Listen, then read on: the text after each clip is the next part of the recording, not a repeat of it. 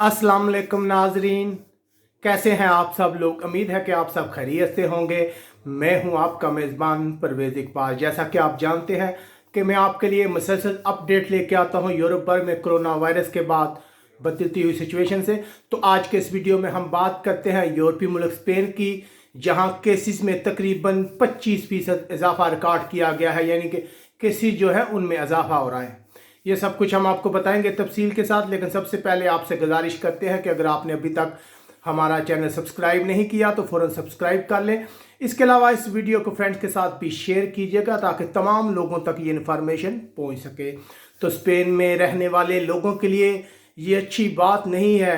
Spain में corona virus के cases में 25% इजाफा रिकॉर्ड किया गया है। अगर बात की जाए गुज़िश्ता 24 घंटों की तो तकरीबन 2378 अफराद में कोरोना वायरस की तस्दीक हुई है, जिसके बाद मजमूई तादाद जो है वो अब 17,147 तक जा पहुंची है। इसके अलावा अगर हलाकतों की बात की जाए तो मजीद 129 अफराद हलाक हो गए हैं, जिसके बाद स्पेन में कोरोना वायरस से हलाक होने वाले अफराद की तादाद 760 तक जा पहुंची है।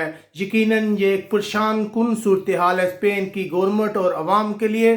अब हम बात करते हैं कि स्पेन में इस वक्त जो कुल कोरोना वायरस की तादाद है उसका 41% जो है वो दारुल हुकूमत मैड्रिड में है, क्योंकि मैड्रिड जो है बहुत ज़्यादा मुतासर है। वहाँ अब तक तकरीबन 498 अमवात हो चुकी हैं।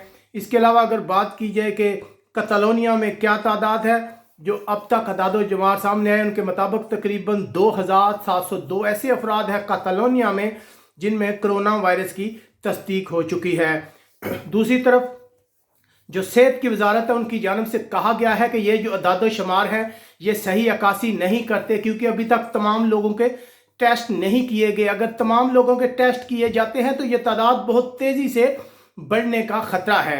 यकीनन जो स्पेन में रहने वाले लोग हैं वो बहुत बहादुरी से इस बीमारी का मुकाबला कर रहे हैं। लोग मुकम्मल जो यहाँ की पुलिस है और दूसरे अकाम है उनके साथ तावन कर रहे हैं, घरों में ही रह रहे हैं। इसलिए जितनी पाकिस्तानी कम्युनिटी है हम उनसे भी गुजारिश करेंगे कि खुदारा पुलिस के साथ तावन कीजिए, किसी सूरत भी बगैर इमरजेंसी के घर से ना निकले।